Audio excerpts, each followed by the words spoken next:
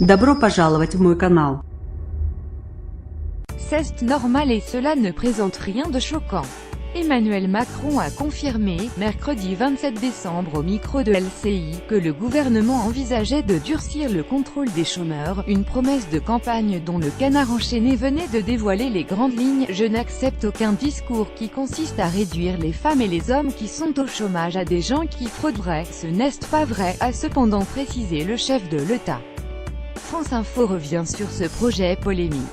Que prévoit le gouvernement? Dans son édition de mercredi, le Canard enchaîné révèle le contenu d'une note confidentielle du ministère du Travail. Selon cette note, des demandeurs d'emploi pourraient voir leurs allocations chômage réduites de 50% pendant 2 mois, en cas de recherche d'emploi insuffisante, d'un refus de formation ou d'un refus de 2 offres de poste jugées raisonnables. Si le demandeur d'emploi réitère ses manquements et refus, ses allocations seraient supprimées pendant 2 mois. Toujours selon cette note, rédigée par un ancien cadre du MEDEF, le directeur de cabinet de la ministre Muriel Pénicaud, chaque demandeur d'emploi devra remplir un rapport d'activité mensuel. Il y renseignera l'ensemble des démarches qu'il a effectuées. Objectif officiel: favoriser son retour à l'emploi. Qu'est-ce que ça changerait? Actuellement, un chômeur peut voir son allocation réduite de 20% pendant 2 à 6 mois en cas de recherche d'emploi insuffisante ou de refus de formation. Si les manquements sont répétés, l'allocation baisse de moitié pendant 2 à 6 mois puis est éventuellement supprimée définitivement.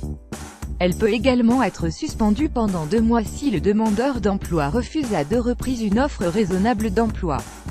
Et si ce refus se répète, l'allocation est supprimée pendant 2 à 6 mois, voire définitivement. Emmanuel Macron en avait-il parlé pendant la campagne? Oui.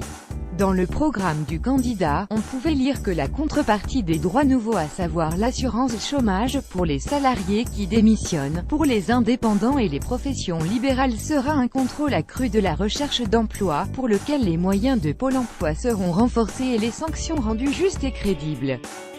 Si plus de 2 emplois décents, selon des critères de salaire et de qualification, sont refusés, ou que l'intensité de la recherche d'emploi est insuffisante, alors les allocations seront suspendues, poursuivait le texte. En février, dans un entretien aux Échos, le candidat annonçait aux chômeurs que les prestations seront strictement conditionnées à vos efforts de recherche, avec un contrôle drastique. Depuis ses vacances à Bagnères de Bigorre Hautes-Pyrénées, le chef de l'État a confirmé les pistes évoquées dans le Canard enchaîné et sa promesse de campagne, arguant que c'est ce que font tous les pays qui nous entourent.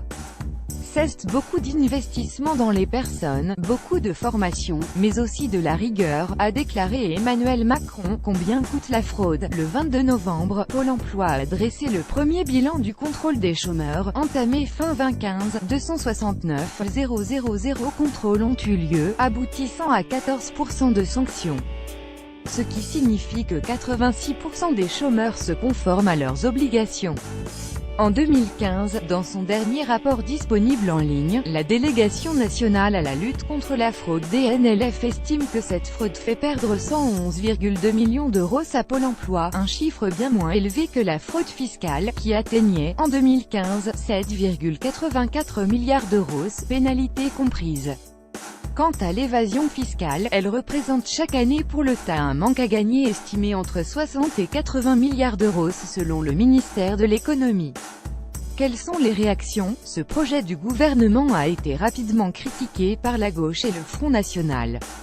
Sur Twitter, le Parti socialiste y a vu la main de Pierre Gattaz, le patron du MEDEF. Le PS demande au président de la République et au Premier ministre de ne pas laisser à Pierre Gattaz le rôle de conseiller social de l'exécutif. Parti socialiste Parti socialiste 27 décembre 2017. L'ancien candidat à la présidentielle du PS, Benoît Hamon, aujourd'hui leader de Génération S, a lui comparé Emmanuel Macron à l'ancienne première ministre conservatrice britannique Margaret Thatcher. La start-up de l'Élysée est diaboliquement créative. En cette fin d'année, elle trie et expulse à tour de bras les migrants et promet pour 2018 de mieux contrôler et mieux punir les chômeurs. Thatcher, malveillance, indignité. Benoît Hamon Benoît Hamon 27 décembre 2017. Député de la France Insoumise, Adrien Quatennens a dénoncé sur France Info un gouvernement de fainéants qui préfère s'attaquer aux chômeurs plutôt que de s'attaquer au chômage. Il faut créer de l'emploi. C'est absurde de vouloir accroître les contrôles sans penser à la relance de l'activité, a ajouté le député du Nord. Enfin, le Front National, par la voix de son porte-parole Jordan Bardella, rejette, lui aussi, cette suspicion généralisée sur des victimes du chômage de masse. Il plaide à la place pour un ciblage des fraudeurs notoires. À lire aussi contrôle des chômeurs, chômage éco-consommation.